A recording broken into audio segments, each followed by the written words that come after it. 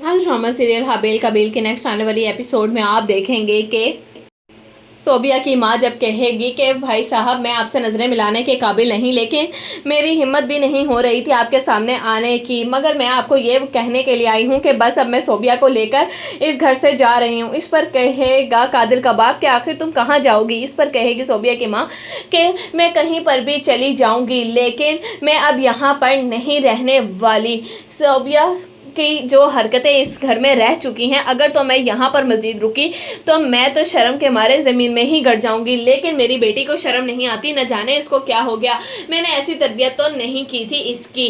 जिस पर कहेगा कादिर का बाप कि अच्छा, लेकिन मैं तुमसे एक ही बात कहूँगा कि मुझे नहीं लगता कि इतनी आसानी से पीछा छोड़ेगा हारिस अब सोबिया का। मुझे लगता है कि ये शादी कर कर ही रहेगा। इस पर कहेगी सोबिया की माँ कि जो कुछ भी है, लेकिन अगर मैं इस घर में रही तो मैं तो कादिर के सामने भी नहीं जा सकती, और ना ही आप लोगों के सामने। इस शर्मिंदगी की वजह से मैं तो ज़मीन में ही धंसती चली गई हूँ।